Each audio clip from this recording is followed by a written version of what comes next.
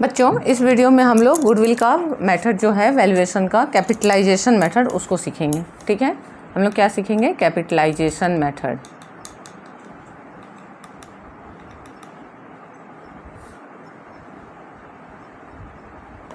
Capitalisation method में दो type हैं।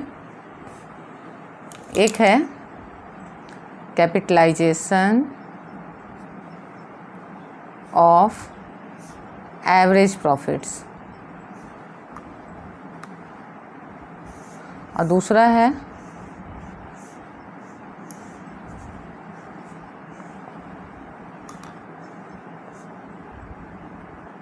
Capitalisation of super profit. ठीक है, तो कैपिटलाइजेशन ऑफ एवरेज प्रॉफिट में दो स्टेप हमें फॉलो करने हैं।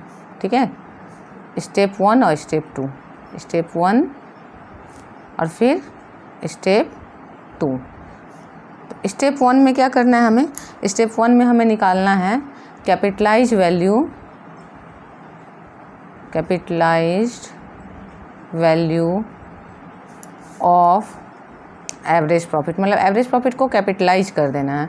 इसका क्या मतलब हुआ? इसका मतलब हुआ कि जितना एवरेज प्रॉफिट आया इसके लिए कितना कैपिटल होना चाहिए था। तो उसका फॉर्मूला होगा average profit into 100 by normal rate of return. यानी पहले हम लोग क्या करते थे? नॉर्मल प्रॉफिट निकालते थे कि इतना कैपिटल में नॉर्मल प्रॉफिट कितना होना चाहिए। ठीक है, सुपर प्रॉफिट मेथड में। और यहाँ निकालते हैं कि अगर एवरेज प्रॉफिट इतना है तो इसके लिए कैपिटल कितना होना चाहिए था। ठीक है, सेकेंड स्टेप में हम लोग क्या करते हैं? सेकेंड स्टेप में गुडविल कैलकुलेट करते हैं। गुडविल इक्वल, अब जो capitalise value of average profit आया स्टेप 1 में, capitalise value of average profit जो आया स्टेप 1 में, उससे माइनस करते हैं कैपिटल एम्प्लॉयड को। ठीक है, कैपिटल एम्प्लॉयड हम लोग कैलकुलेट करना सीखे हैं सुपर प्रॉफिट में। तो ये सेकेंड स्टेप होता है कि capitalise value of average profit minus capital employed. Capital employed को ही कई बार क्वेश्चन में नेट एसेट्स लिखा होता है। नेट एसेट का मतलब होता है एसेट माइनस लायबिलिटीज। ठीक है, इसके बाद फिर दूसरा जो है हमारा वो है कैपिटलाइजेशन ऑफ सुपर प्रॉफिट। यहाँ सिर्फ एक ही स्टेप है, सिंगल स्टेप है। ठीक है, और यहाँ क्या करना है? सुपर प्रॉफिट तो निकालना हम लोग सीखे ही हुए हैं, कैसे निकालते हैं। गुडविल इक्वल लिखना है super profit into 100 by normal rate of return. ठीक है, तो अब क्वेश्चन में हमें ध्यान देना है कि हमें कौन सा मेथड बोला है। अगर एवरेज प्रॉफिट मेथड बोला है तो ये दोनों स्टेप लगाएंगे, सुपर प्रॉफिट का कैपिटलाइजेशन बोला है तो ये वाला स्टेप लगाएंगे। ठीक है, तो प्रैक्टिकल सम देख लेते हैं। तो क्वेश्चन है क्या? The average profit of a firm is 48,000। Firm का एवरेज प्रॉफिट जो है वो 48,000 है। Total asset of firm are 8 lakh. Total asset 8 lakh है। आउटसाइड लायबिलिटी 5 लाख है। ठीक है, तो कैपिटल एम्प्लॉयड कैसे निकलेगा? कैपिटल एम्प्लॉयड निकलेगा एसेट माइनस लायबिलिटी, ए माइनस एल। तो क्या आएगा? 8 लाख माइनस 5 लाख कितना आ जाएगा? 3 लाख। कैपिटल एम्प्लॉयड 3 लाख आ जाएगा। ठीक है, इसके बाद फिर अब क्या बोल रहा है कि average rate of return in the same business is 12%। मतलब ये है नॉर्मल रेट ऑफ रिटर्न। तो नॉर्मल रेट ऑफ रिटर्न से क्या निकालना है? Capitalise value of average profit. तो पहले स्टेप 1 में जाना होगा हमें। ठीक है, क्वेश्चन में आगे क्या बोल रहा है? Calculate goodwill from capitalisation of average profit method. Average profit method से गुडविल निकालना है। तो अब क्वेश्चन में हम लोग सॉल्व करेंगे क्वेश्चन नंबर 19। तो क्या दिया है? सबसे पहला स्टेप हमें क्या करना है? Capitalise value of average profit निकालना है। Step 1, capitalise value of average profit. तो capitalise value of average profit का फॉर्मूला क्या है?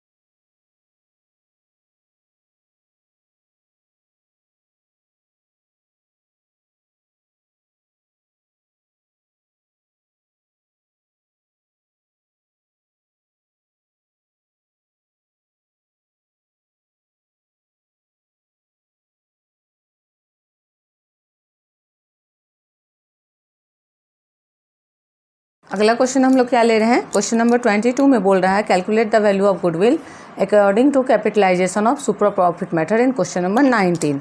तो ये जो क्वेश्चन नंबर 19 हमने किया था उसमें हमने क्या किया था, एवरेज प्रॉफिट हमारा 48,000 दिया हुआ है, ठीक है, और 8 लाख जो टोटल एसेट है फॉर्म का वो दिया हुआ था, और आउटसाइड लायबिलिटी था 5 लाख, यानी कैपिटल एम्प्लॉयड यहाँ कितना था 3 लाख।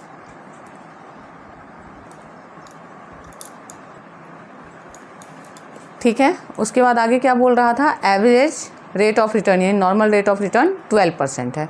तो अब इसमें क्या बोल रहा है, calculate goodwill from capitalisation of average profit method. लेकिन इस क्वेश्चन में 22 में क्या बोल रहा है, यहाँ बोल रहा है इसी क्वेश्चन में calculate goodwill from capitalisation of super profit method. तो अब इसको सुपर प्रॉफिट मेथड से सॉल्व करके देखते हैं। तो सबसे पहले हमें क्या निकालना है, कैपिटल एम्प्लॉयड निकालना है। तो कैपिटल एम्प्लॉयड इक्वल क्या आ जाएगा, एसेट्स माइनस जो करेंट लायबिलिटी आउटसाइड लायबिलिटी दिया हुआ है, एसेट्स माइनस आउटसाइड लायबिलिटीज।